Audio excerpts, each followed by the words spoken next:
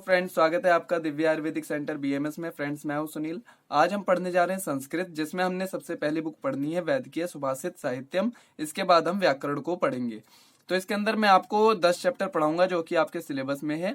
हम इसके अंदर श्लोक की वर्ड टू वर्ड मीनिंग के साथ उनको हम पढ़ेंगे, ठीक है। तो इस लेक्चर को पढ़ने से पहले आप ये बुक निकाल लीजिए और एक पेंसिल अपने हाथ में रखिए, ताकि मैं जिसकी हिंदी बताऊं उसकी हिंदी आप वहीं पे लिख लीजिए। इससे आपको और इजीली याद होगा और आपको और अच्छे से समझ में भी आएगा, ठीक है। तो चलो हम शुरू करते हैं इसका सबसे पहले फर्स्ट चैप्टर।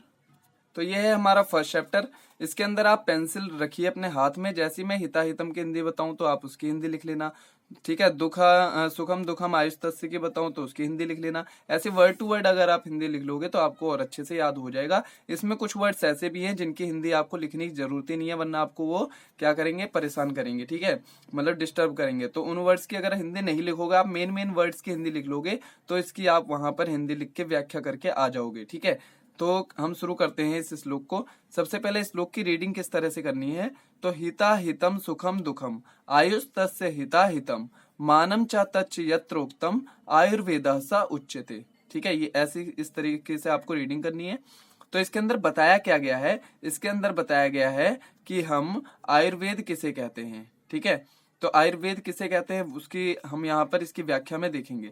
तो हिता हितम मतलब दो वर्ड यहाँ पर आते हैं, एक हित और एक अहित। हिता हितम, ठीक है, हित और अहित ऐसे दो वर्ड आ रहे हैं। तो हितकर और अहितकर, सुखम दुखम मतलब सुखकर और दुखकर, आयुष तस्य मतलब कि इस प्रकार की आयु होती है। तो टोटल आयु कितने प्रकार की होती है, 4 प्रकार की। हितकर आयु, अहितकर आयु, सुखकर आयु और दुखकर आयु, ठीक है। फिर मानम चा तच्च यत्रोक्तम, ठीक है, यानी कि जिस शास्त्र में मान बताया हो आयुर्वेद का, ठीक है, उस शास्त्र को आयुर्वेदा सा उच्यते मतलब उच्यते मतलब कहते हैं, उस शास्त्र को क्या कहते हैं, आयुर्वेदा मतलब आयुर्वेद, ठीक है। तो कुल मिला के यहाँ पे क्या बताया गया है, आयुर्वेद किसे कहते हैं। तो आयुर्वेद उस शास्त्र को कहते हैं जिसमें हित आयु, अहित आयु, सुख आयु, दुख आयु का विवरण दिया हो, यानी कि उनका वर्णन हो, और जिसके अंदर आयु का मान बताया गया हो, ऐसे शास्त्र को हम आयुर्वेद कहते हैं। ये था इस श्लोक की मीनिंग, ठीक है। तो आप वर्ड टू वर्ड इसकी हिंदी लिख लिए होंगे।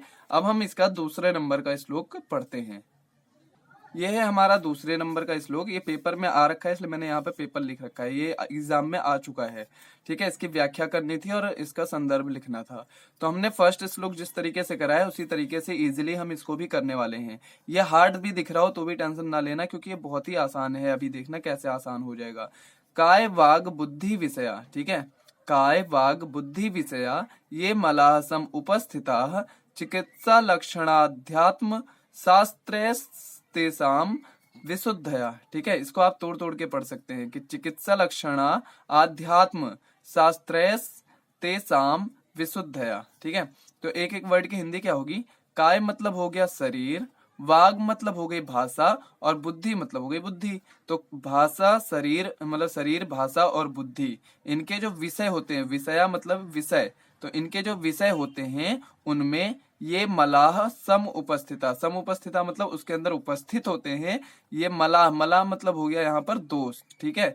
तो यानी कि जो शरीर, भाषा और बुद्धि है उनके विषय में जो मल यानी कि जो दोष उपस्थित रहते हैं, उनकी चिकित्सा मतलब चिकित्सा शास्त्र से, लक्षणा मतलब कि व्याकरण शास्त्र से, आध्यात्म मतलब कि आध्यात्म शास्त्र से, ठीक है। यहाँ शास्त्र लगा हुआ है तो इन सबके पीछे पीछे शास्त्र लगेगा। तो चिकित्सा शास्त्र, व्याकरण शास्त्र और आध्यात्म शास्त्र, इन तीनों शास्त्रों से हम तेसाम मतलब उनकी, विशुद्धया मतलब कि शुद्धि करते हैं। यानी कि शरीर, भाषा और बुद्धि, इनके विषय में जो दोष समुपस्थिता मतलब उपस्थित रहते हैं, उनकी विशुद्धया मतलब हम शुद्धि करते हैं। किस किस के द्वारा, चिकित्सा शास्त्र के द्वारा, और हम व्याकरण शास्त्र के द्वारा, और आध्यात्म मतलब आध्यात्म शास्त्र के द्वारा। ये था हमारा दूसरे नंबर का श्लोक। इतनी आपको व्याख्या करनी थी पेपर में, और आपको इस संदर्भ में बताना था कि ये श्लोक किस चैप्टर से आया है और उसके बारे में थोड़ा सा डिटेल। तो हम अब इसका दूसरा श्लोक कंप्लीट कर लिया। अब हम कंप्लीट करते हैं इसका तीसरा श्लोक। यह है हमारा तीसरा श्लोक इस चैप्टर का।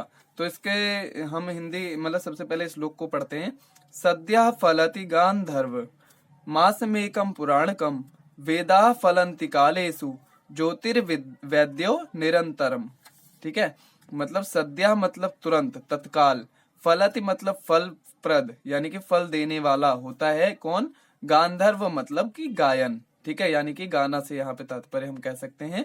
तो गांधर्व यानी कि गायन जो होता है वो फल प्रद होता है, सद्यः मतलब कि तत्काल, मास मेकम पुराणकम मतलब जो पुराण होते हैं, पुराणकम मतलब जो पुराण होते हैं वो फलप्रद कितने देर में होते हैं, तो मास मेकम यानी कि एक मास में ये फलप्रद होते हैं, यानी कि हमें इन फल प्रदान करते हैं एक मास में। वेदा फलंति कालेसु यानी जो वेद होते हैं वो फलंति यानी फलप्रद होते हैं, कालेसु मतलब एक काल में। ज्योतिर्वैद्यो मतलब कि ज्योतिष और वैद्य, ठीक है, ज्योतिष और वैद्य, निरंतरम मतलब कि हमेशा, निरंतरम मतलब होता है हमेशा, ठीक है, निरंतरम मतलब हो गया हमेशा, यानी कि जो ज्योतिष और वैद्य होते हैं वो हमेशा फलप्रद होते हैं, हर काल में फलप्रद होते हैं। तो हम यहाँ पे एक तरीके से डायरेक्ट ऐसे पढ़ सकते हैं, सद्या फलंति गांधर्व मतलब कि जो गायन होता है वो तुरंत तत्काल फल देने वाला होता है, तत्काल फलप्रद होता है। मास में एकम पुराणकम यानी कि पुराण जो होते हैं वो एक मास में फलप्रद होते हैं। वेदा फलंति कालेसु मतलब जो वेद होते हैं वो एक साल, एक मतलब एक काल में फलप्रद होते हैं। ज्योतिर्वैद्य निरंतरम मतलब कि जो ज्योतिष और वैद्य होते हैं वो हमेशा, निरंतरम मतलब हमेशा फलप्रद होते हैं, ठीक है। तो ये था हमारा थर्ड श्लोक। अब हम पढ़ेंगे इसका फोर्थ श्लोक। तो ये है हमारा फोर्थ नंबर का श्लोक। अन्यानि शास्त्राणि विनोद मात्रम प्राप्तेषु वा तेषु न तैश्च किंचित चिकित्स तज्य ज्योतिष मंत्रवादाः पदे पदे प्रत्यय माहो हंति, ठीक है। ऐसे आप तोड़ तोड़ करके भी इसे पढ़ सकते हैं। वैसे तो इसका आपके पेपर में ये लिखा हुआ आएगा श्लोक, बस आपको उसको व्याख्या करनी होती है, तो इतनी टेंशन नहीं लेनी अगर नहीं पढ़ पा रहे हो तो भी। तो ठीक है, हम इसकी हिंदी बताते हैं अब। अन्यानि शास्त्राणि मतलब कि अन्यानि मतलब अन्य जो, शास्त्राणि मतलब शास्त्र होते हैं, अन्य जो शास्त्र होते हैं, विनोद मात्रम यानी कि वो सिर्फ मनोविनोद के लिए होते हैं, यानी कि हमें आनंद प्रदान करने के लिए ही होते हैं। अन्य शास्त्र हमें सिर्फ आनंद प्रदान करने के लिए होते हैं। प्राप्तेषु वा यानी कि उनके प्राप्त होने, ते सुना मतलब कि उनके प्राप्त होने या ना होने से, तैश्च किंचित मतलब कि कोई विशेष अंतर नहीं पड़ता। तो यानी कि क्या हुआ, जो अन्य शास्त्र हैं वो सिर्फ हमारे मनोरंजन के लिए हैं, वो अगर प्राप्त हो या ना हो इसमें कोई खास यानी कि विशेष अंतर नहीं पड़ता है, ठीक है। चिकित्सा ज्योतिष मंत्र वादाह मतलब कि एक तो हो गया हमारा वैद्य शास्त्र, चिकित्सा शास्त्र, दूसरा हमारा हो गया ज्योतिष मतलब ज्योतिष शास्त्र, तीसरा हो गया मंत्र वादाह मतलब मंत्र शास्त्र, ठीक है। जो ये तीन शास्त्र हैं वे पदे पदे मतलब कि कदम कदम पर प्रत्यम वाहंती मतलब कि प्रत्यय दिया करते हैं, मतलब हमारे काम आते रहते हैं, ठीक है, कदम कदम पर। तो ये थी इस श्लोक की हिंदी। अब हम पढ़ेंगे फिफ्थ श्लोक। फिफ्थ श्लोक है हमारा, एक शास्त्र वैद्य, ठीक है, एक शास्त्र वैद्यम आध्यात्मकम व सौख्यम चैकम यत सुखम व तपम व वंदश्च एको भूपति वार भूपतिर्वा यतिवर्वा, ठीक है, यतिर्वा ह्रोकम कर्म श्रेयसम व यशो व, ठीक है। मतलब क्या हुआ कि जो शास्त्र है वो एक है, कौन कौन सा, या तो वैदिक या तो आध्यात्मक, ठीक है, यानी कि कहा गया शास्त्र एक ही है, या तो वैदिक या तो आध्यात्मक। सौख्यम मतलब हो गया कि जो प्राप्त करने योग्य हो, ठीक है, तो प्राप्त करने योग्य चा एकम, इसको तोड़ के पढ़ सकते हैं, सौख्यम चा एकम यानी सौख्य भी एक है, कौन कौन सा, या तो यत सुखम यानी कि निरोगी होना या फिर स्वास्थ्य कह सकते हैं, अथवा तपम यानी कि तप, यानी कि प्राप्त करने योग्य कौन कौन सी चीजें हैं, या तो स्वास्थ्य या तो तप।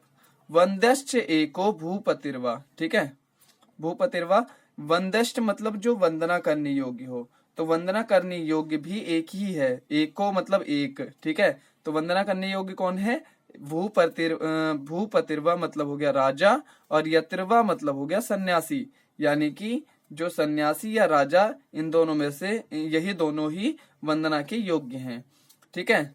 उसके बाद इसको हम हरा, इसको तोड़ के पढ़ते हैं, ठीक है, इसको हम तोड़ के पढ़ते हैं कैसे, एक होता है हरा, ठीक है, इसका मतलब होता है बीता हुआ कल, ठीक है, या फिर कल, और जो एक मतलब एक, ठीक है। लेकिन यहाँ पर हम इसकी मीनिंग ले सकते हैं और, ठीक है, यहाँ पर इसकी मीनिंग क्या ले सकते हैं, और। तो और एक कर्म, तो कर्म तो हम पहले ही करते हैं ना, मतलब बीते हुए कल में ही करते हैं। तो हरा मतलब मैंने आपको बताया था बीता हुआ कल, तो वही बीते हुए कल में जो हम कर्म करते हैं वो एक ही है। कौन सा? या तो श्रेयसम यानी कि श्रेयस, या तो फिर यस, यशो यानी कि यश। ठीक है, या तो वो हमें श्रेयस होगा, हमारे लिए श्रेयस्कर होगा, या तो हमें यश प्रदान करने वाला होगा। तो इस तरीके से इस श्लोक में बताया गया है कि शास्त्र एक ही है, या तो वैद्यक या तो आध्यात्मक। उसके बाद बताया सौख्य यानी कि प्राप्त करने योग्य भी चीज एक ही है, या तो यत सुखम यानी कि स्वास्थ्य, या तो तपम यानी कि तप। वंद्यश्च एको भूपतिर्वा यतिर्वा, मतलब कि वंदना करने योग्य भी एक ही है, या तो राजा या तो सन्यासी। ठीक है, इसका मैंने आपको मीनिंग बता दिया। ह्योकम मतलब होता है कि और एक कर्म, मतलब कर्म भी एक ही है। कौन कौन सा? या तो श्रेयस्कर या तो यश प्रदान करने वाला। अब इसके बाद हमारा इसमें लास्ट श्लोक बचता है, उसको भी पढ़ लेते हैं। तो श्लोक क्या है? यस्मिन् ज्ञाते सर्वमिदं ज्ञातम भवति निश्चितम तस्मिन् परिश्रमः कार्यः किमन। ठीक है, किमन मतलब ऐसे इकट्ठा मत पढ़े, किम अन्य। ठीक है, किम अन्यश्च भासितम, मतलब कि क्या हुआ, इसकी हिंदी क्या हुई? यस्मिन मतलब जिसके, ज्ञाते मतलब जानने से, सर्वमिदम, सर्वमिदम मतलब यह सब, ज्ञातम मतलब ज्ञान। ठीक है, भवति मतलब कि प्राप्त होता है, निश्चितम मतलब कि निश्चित रूप से। तो इस टोटल लाइन का क्या मतलब हुआ कि जिस शास्त्र को जानने से निश्चित रूप से हमें ज्ञान प्राप्त होता है, तस्मिन परिश्रमः कार्यः, मतलब कि उस, तस्मिन मतलब उस शास्त्र को, यानी कि तस्मिन मतलब शास्त्र नहीं आएगा, तस्मिन मतलब उस होता है सिर्फ। तो बाकी तो उसी से ही मीनिंग हो गई ना, कि उसको जानने के लिए परिश्रम मतलब प्रयत्न करो, कार्य मतलब कार्य। ठीक है, तो कहने का मतलब यहाँ पर क्या है कि जिस शास्त्र को जानने से हमें निश्चित रूप से ज्ञान प्राप्त होता है, उसको जानने का प्रयत्न करो। ठीक है, किम मतलब क्या, अन्य मतलब अन्य। ठीक है, उसके बाद शास्त्र मतलब शास्त्र, भाषितम मतलब क्या करना है। तो टोटल मिला के मीनिंग क्या हुआ कि अन्य शास्त्र से हमें क्या करना है, यानी कि हम उस शास्त्र को जानने की कोशिश करें जिसको जानने से हमें निश्चित रूप से ज्ञान प्राप्त होता है। बाकी दूसरे शास्त्रों से हमें क्या करना है, ये इस पूरे श्लोक का मतलब हुआ। ठीक है, तो फ्रेंड्स ये था हमारा फर्स्ट चैप्टर, कंप्लीट होता है यहाँ पर। फ्रेंड्स वीडियो कैसी लगी कमेंट करके जरूर बताएं, और अगर आप चाहते हैं कि मैं अगला लेक्चर भी इस पे बनाऊं तो इस वीडियो को ज्यादा से ज्यादा लाइक करें और शेयर करें। तो मिलते हैं फ्रेंड्स नेक्स्ट वीडियो में नेक्स्ट लेक्चर के साथ। ठीक है, टेक केयर।